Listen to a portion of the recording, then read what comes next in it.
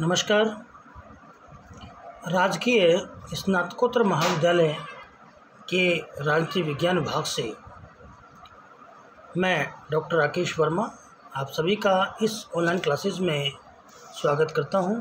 प्यारे बच्चों, BA third year का जो द्वितीय प्रश्न पत्र है अंतर्राष्ट्रीय संबंध, इस पुस्तक का हम अध्ययन कर रहे हैं।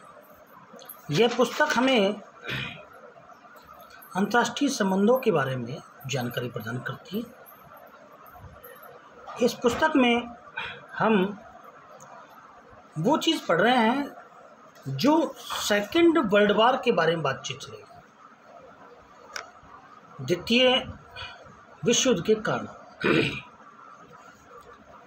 द्वितीय महायुद्ध दो महाशक्तियों संयुक्त राज्य अमेरिका और सोवियत संघ, इनके बीच में जो वैचारिक मतभेद थे उसके बारे में बात करते हैं। सेकेंड वर्ल्ड वॉर के कि जब द्वितीय महायुद्ध समाप्त हो गया तो दोनों महाशक्तियां कौन कौन सी, अमेरिका और सोवियत संघ रूस, इनकी वैचारिक और राजनीतिक उठापटक को शीत युद्ध का नाम दिया जाता है, जिसके निम्न कारण हम बात करते हैं। कारणों की ऐतिहासिक कारण। शीत युद्ध का कारण 1917 की बोल्शेविक क्रांति में ढूंढे जा सकते हैं। 1917 की बोल्शेविक क्रांति की समय से ही पश्चिमी राष्ट्र सोवियत संघ को समाप्त करने का प्रयत्न कर रहे थे, क्योंकि साम्यवाद एक विश्वव्यापी आंदोलन था जिसका अंतिम उद्देश्य पूंजीवाद को समाप्त करके पूरे विश्व में साम्यवाद का प्रचार करना था। ब्रिटेन ने सोवियत संघ को 1924 और अमेरिका ने इसे 1933 में ही मान्यता दी थी। पश्चिमी देश साम्यवादी रूस को नाजी जर्मनी की अपेक्षा अत्यधिक आकांक्षा की दृष्टि से देखते थे। पश्चिमी देश हिटलर को सोवियत संघ पर आक्रमण करने के लिए प्रेरित कर रहे थे। द्वितीय मोर्चे का प्रश्न। द्वितीय विश्व युद्ध के दौरान जब हिटलर ने सोवियत संघ को भारी जनधन की क्षति पहुंचाई तो सोवियत नेता स्टालिन ने मित्र राष्ट्रों से यूरोप में नाजी फौजों के विरुद्ध दूसरा मोर्चा खोल देने का अनुरोध किया ताकि नाजी सेना का रूसी सीमा पर बड़ा दबाव कम हो सके। परंतु रूजवेल्ट और चर्चिल महीनों तक इस अनुरोध को टालते रहे। सोवियत इतिहासकारों के मत में यह देरी अमेरिका और ब्रिटेन की योजनाबद्ध नीति का परिणाम थी, जिससे नाजी जर्मनी साम्यवादी रूस को पूर्णतः ध्वस्त कर दे। युद्ध के बाद उद्देश्यों में अंतर। अमेरिका और सोवियत के युद्ध के बाद के उद्देश्यों में भारी भिन्नता थी।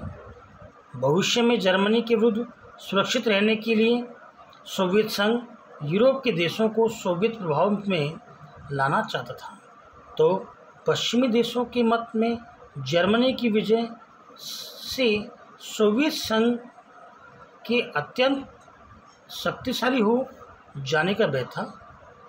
जब देश सोवियत संघ के बढ़ते प्रभाव क्षेत्र को सीमित रखने के लिए कटिबद्ध थे, इसके लिए आवश्यक था कि पूर्वी यूरोप के देशों में लोकतांत्रिक शासनों की स्थापना हो, जिसके लिए स्वतंत्र निर्वाचन करने की आवश्यकता थी। स्टालिन के मत में इन देशों में स्थापित साम्यवादी सरकारें ही वास्तविक जनतांत्रिक सरकारें थीं। सोवियत संघ द्वारा याल्टा समझौते की अवहेलना।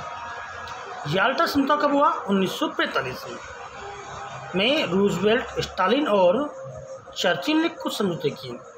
पोलैंड में सोवियत संघ द्वारा संरक्षित लुब्नियन शासन और पश्चिमी देशों द्वारा संरक्षित लंदन शासन के स्थान पर स्वतंत्र और निष्पक्ष निर्वाचन पर आधारित एक प्रतिनिधात्मक शासन स्थापित करने का निर्णय लिया। लेकिन जैसे ही युद्ध का अंत निकट दिखाई देने लगा, स्टालिन ने अपने वचनों से मुकरना प्रारंभ कर दिया। उसने अमेरिकी और ब्रिटिश रक्षकों को पोलैंड में प्रवेश करने की अनुमति नहीं दी। पोलैंड की जनतांत्रिक पार्टियों को मिलाने की कार्रवाई प्रारंभ कर दी। उसने पोलैंड में अपनी संरक्षित लुब्नियन सरकार को लादने का प्रयत्न किया। हंगरी, रोमानिया और चेकोस्लोवाकिया में सोवियत संघ द्वारा युद्ध विराम समझौते एवं याल्टा संधियों का उल्लंघन किया गया। अगला, सोवियत संघ द्वारा बाल्कन समझौते का अतिक्रमण। सोवियत संघ ने अक्टूबर 1944 में चर्चिल के पूर्वी यूरोप के विभाजन के सुझाव को स्वीकार कर लिया। इसके अंतर्गत यह निश्चित हुआ कि सोवियत संघ का बुल्गारिया, रोमानिया में प्रभाव स्वीकार किया जाए। यही स्थिति यूनान, ब्रिटेन को स्वीकार की जाए। हंगरी और यूगोस्लाविया में दोनों का बराबर का प्रभाव माना जाए। किंतु युद्ध की समाप्ति के बाद इन देशों में बाल्कन समझौते की अपेक्षा करते हुए सोवियत संघ ने सामरिक दलों को खुलकर सहायता दी और वहां सर्वहारा की तानाशाही स्थापित कर दी। इससे पश्चिमी देशों का नाराज होना स्वाभाविक था। यूनान में सोवियत संघ का हस्तक्षेप। 1944 में एक समझौते के द्वारा यूनान ब्रिटेन के अधिकार क्षेत्र में स्वीकार कर लिया गया। द्वितीय महायुद्ध में ब्रिटेन की स्थिति बहुत कमज़ोर हो गई, जिससे ब्रिटेन ने यूनान के अपने सैनिक अड्डे समाप्त करने की घोषणा कर दी। यूनान के शक्ति शून्य प्रदेश को भरने के लिए पड़ोसी सामंत देशों अल्बानिया, यूगोस्लोवाकिया, बुल्गारिया आदि द्वारा सोवियत संघ की प्रेरणा से यूनानी कम्युनिस्ट छापामारों को परंपरागत राजतंत्री शासन उखाड़ फेंकने के लिए सहायता दी जाने लगी। परिणामस्वरूप ट्रूमैन सिद्धांत, मार्शल योजना के तत्वावधान में अमेरिका का हस्तक्षेप किया जाना अपरिहार्य हो गया। अन्यथा यूनान का सामरिक खेमे में जाना निश्चित सही हो गया था। अणुबम का आविष्कार। शीत युद्ध के सूत्रपात का एक अन्य कारण अणुबम का आविष्कार था। यह कहा जाता है कि अणुबम ने हिरोशिमा का ही विध्वंस नहीं किया, अपितु युद्धकालीन मित्र राष्ट्रों की मित्रता का भी अंत कर दिया। संयुक्त राष्ट्र अमेरिका ने अणुबम पर अनुसंधान कार्य और उसका परीक्षण बहुत पहले ही चल रहा था। अमेरिका ने इस अनुसंधान की प्रगति से ब्रिटेन को तो पूरा परिचित रखा, लेकिन सोवियत संघ से इसका रहस्य जानबूझकर गुप्त रखा गया। सोवियत संघ को इससे जबरदस्त सदमा पहुंचा और उसने इसे एक घोर विश्वासघात माना। उधर अमेरिका और ब्रिटेन को अणुबम के कारण यह अभिमान हो गया कि अब उन्हें सोवियत सहायता की कोई आवश्यकता नहीं है। अतएव इस कारण भी दोनों पक्षों में मनमुटाव बढ़ा। सोवियत संघ द्वारा अमेरिका विरोधी प्रचार अभियान। द्वितीय महायुद्ध समाप्त होने के बाद कुछ समय पूर्व ही प्रमुख सोवियत पत्रों में अमेरिका की नीतियों के विरुद्ध घोर आलोचनात्मक लेख प्रकाशित होने लगे। इस प्रकार इस प्रचार अभियान से अमेरिका के सरकारी और गैर सरकारी क्षेत्रों में बड़ा विक्षोभ फैला और अमेरिका ने अपने यहाँ बढ़ती हुई साम्यवादी गतिविधियों पर अंकुश लगाना प्रारंभ कर दिया, ताकि अमेरिका में साम्यवाद के प्रभाव को बढ़ने से रोका जा सके। सोवियत संघ ने अमेरिका में भी साम्यवादी गतिविधियों को प्रेरित किया। 1945 के प्रारंभ में ये देखा गया कि सामरिक संरक्षण चलने वाले मिलिशिया के हाथों में पहुंच गए हैं और रिपोर्ट सामरिक दल की सोवियत संघ की एक बोझा बनी।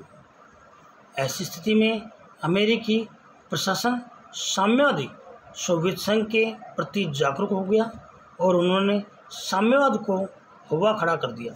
सोवियत संघ ने अमेरिका की इस कार्रवाई को अपने विरुद्ध समझा और उसने भी अमेरिका की कटु आलोचना करने का अभियान प्रारंभ कर दिया। परिणामस्वरूप शीत युद्ध में वृद्धि हुई। सोवियत संघ द्वारा वीटो का बार बार प्रयोग।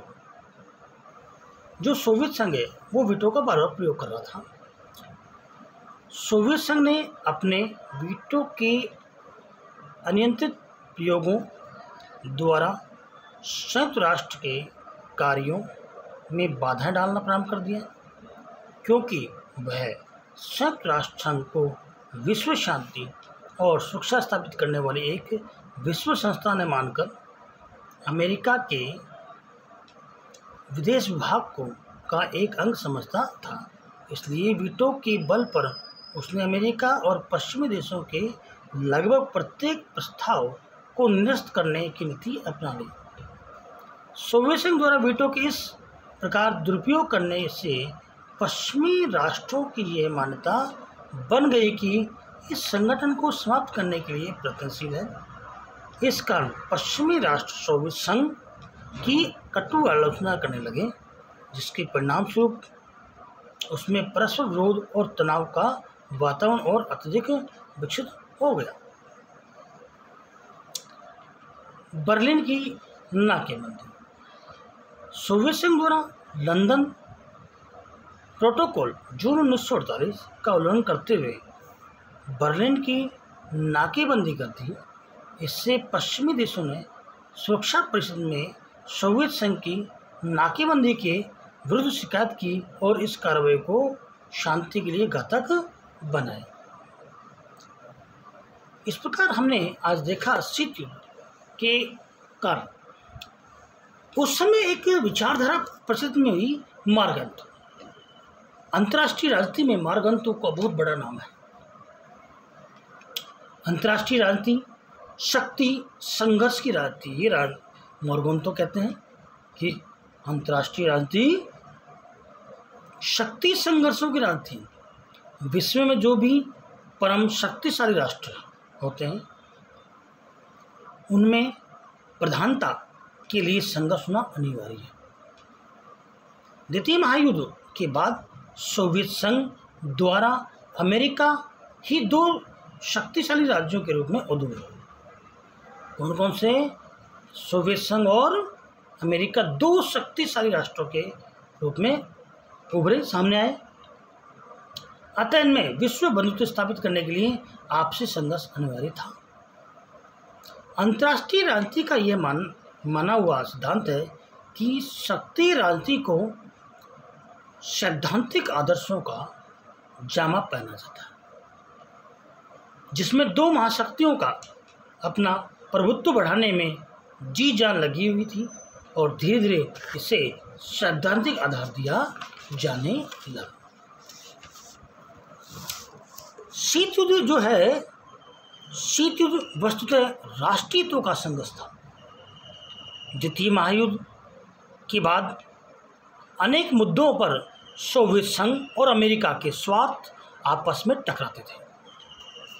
ये जो विवादास्पद मुद्दे थे, जर्मनी का प्रश्न और बर्लिन का प्रश्न, पूर्वी यूरोप में साम्यवादी शासन की स्थापना करना आदि था। यहाँ हम एक बात देखते हैं कि राजनीति विज्ञान में जो अंतर्राष्ट्रीय संबंध है उसमें जो हम शीत युद्ध पढ़ते हैं, कोल्ड वार पढ़ते हैं। कोल्ड वार ज़्यादा कुछ नहीं है, केवल उतना सा है कि सेकेंड वर्ल्ड वार के बाद, द्वितीय महायुद्ध के बाद दो शक्तियाँ सामने आई।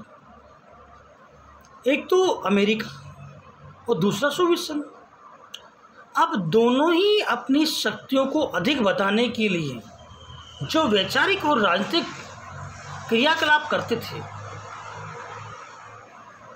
वैश्विक स्तर पर, वही शीत युद्ध है। मतलब अंदर ही अंदर किया जाने वाला युद्ध। यह युद्ध बारूदों से, सेनाओं से लड़ने वाला नहीं था, केवल वैचारिक युद्ध था। अमेरिका जहां पूंजीवाद, उदारवाद को महत्व देता था, वहीं सोवियत संघ जो है साम्यवाद को महत्व देता है।